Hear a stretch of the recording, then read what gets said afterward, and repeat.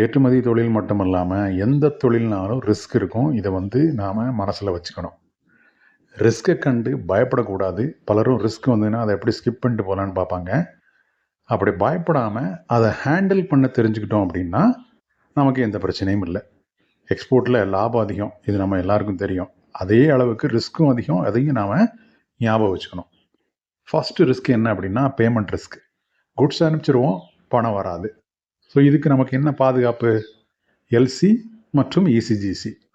இது நமக்கு பெரிய அளவில் ஹெல்ப் பண்ணும். இதை பற்றி முன்னாடியே நிறைய வீடியோஸில் பார்த்துருக்கோம். ரெண்டாவது குவாலிட்டி ரிஸ்க். ஒவ்வொரு நாடும் ஒவ்வொரு மாதிரியான குவாலிட்டி ஸ்டாண்டர்ட் வச்சுருப்பாங்க. அந்த ஸ்டாண்டர்டை மீட் அவுட் பண்ணல அப்படின்னா குட்ஸை ரிஜெக்ட் பண்ணிடுவாங்க.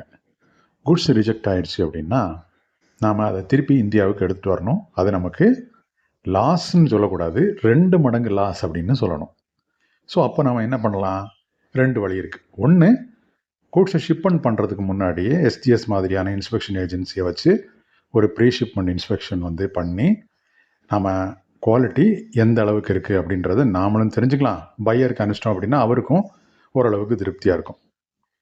ரெண்டாவது, இதையெல்லாம் தாண்டி கூட நமக்கு குவாலிட்டியில் பிரச்சனை வந்துடுது அப்படின்ற பட்சத்தில் அந்த ப்ராடக்டை அந்த நாட்டிலே வேறொரு பையருக்கு ஒரு த்ரோ அவே ப்ரைஸ்க்கு விற்க முடியுமான்னு பார்க்கலாம். இல்லை அந்த குவாலிட்டி ஸ்டாண்டர்டே அக்செப்ட் பண்ண மாட்டாங்க அந்த நாட்டில் அப்படின்னு சொல்லி பார்த்தா பக்கத்தில் இருக்கக்கூடிய வேறு ஏதாவது நாட்டுக்கு அந்த குட்ஸை விற்க முடியுமா அப்படின்னு சொல்லி பார்க்கலாம். அதாவது அந்த அளவுக்கு குவாலிட்டி ஸ்டாண்டர்ட் இல்லாத வேறு சில நாடுகளை நாம் ஃபோக்கஸ் பண்ணி பார்க்கலாம். ஸோ பார்த்து அங்கே விற்பனை பண்ணுறது அப்படின்றது நமக்கு அந்த கன்சைன்மெண்ட்டில் லாபம் கிடைக்காது, நஷ்டம்தான் குறையும். ஸோ நஷ்டத்தை குறைக்கிறதுக்கான ஒரு வழியாக அது இருக்கும். ஸோ இந்த மாதிரி மேனேஜ் பண்ணுறது அப்படின்றது 2 வகையான வழிகள் இருக்குது குவாலிட்டி ரிஸ்கில் மேனேஜ் பண்ணுறதுக்கு.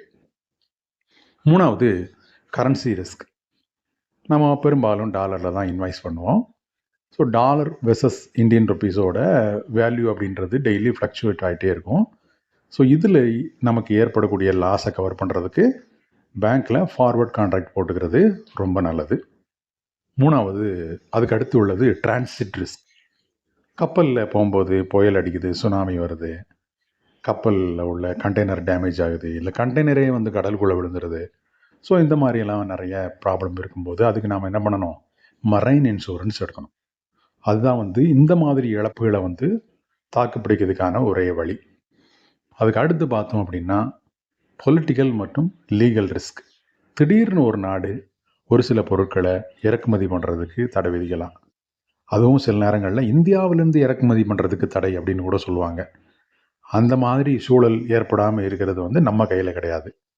ஸோ அதுக்கு நாம் என்ன பண்ணலாம் அப்படின்னா, அப்பப்போ அந்த நாட்டில் வர்த்தக சூழல் எப்படி இருக்குது அப்படின்றதுல நாம் அப்டேட்டாக இருக்கணும். அதுக்கு அந்த நாடு சம்மந்தமான நியூஸ் படிக்கணும். ஃபியோ மாதிரி, டிஜிஎஃப்டி மாதிரியான தளங்களை அடிக்கடி போய் பார்க்கணும். நாம் ஏற்றுமதி பண்ணக்கூடிய நாடு ஏதாவது புது சட்டம் கொண்டு வந்திருக்குதா, இல்லை நம்ம நாடு ஏதாவது புது சட்டம் கொண்டு வந்திருக்குதா, நாம் ஏற்றுமதி பண்ணக்கூடிய பொருள் சம்மந்தமான ஏதாவது புது சட்டம் நம்ம நாட்டில் வந்திருக்குதா. சில நேரம் எக்ஸ்போர்ட் டியூட்டி கூட போடுவாங்க. உள்நாட்டில் தேவை அதிகமாக இருக்கும். ஸோ ஏற்றுமதியை ரெஸ்ட்ரிக்ட் பண்ணுறதுக்கு இந்த மாதிரி போடுவாங்க. ஸோ இது எல்லாம் அப்பப்போ தெரிஞ்சுட்டு அப்டேட்டாக இருக்கிறது அப்படின்றது ரொம்ப ரொம்ப நல்லது. ஸோ இதில் நம்ம பல விஷயங்களை கவனிக்க வேண்டியிருக்குது. பேமெண்ட் ரிஸ்க் என்ன, குவாலிட்டி ரிஸ்க்னா என்ன, அதை எப்படி ஹேண்டில் பண்ணுறது, கரன்சி ரிஸ்க்கை எப்படி ஹேண்டில் பண்ணுறது, டிரான்சிட் ரிஸ்க்கை எப்படி ஹேண்டில் பண்ணுறது, பொலிட்டிக்கல் ரிஸ்க்கை எப்படி ஹேண்டில் பண்ணுறது. ஸோ இதையெல்லாம் தெரிஞ்சு நாம் வர்த்தகம் பண்ணுறது அப்படின்றது சரியான வழியாக இருக்கும். ஸோ நம்ம கரெக்டாக பிளான் பண்ணி எக்ஸ்போர்ட் பிஸ்னஸ் பண்ணோம், என்னென்ன ரிஸ்க்லாம் வரும்னு தெரிஞ்சுக்கிட்டு அதை பாதுகாக்கிறதுக்கான மெஷர்லாம் எடுத்து கரெக்டாக பண்ணோன்னா டெஃபினட்டாக வெற்றி நிச்சயம்.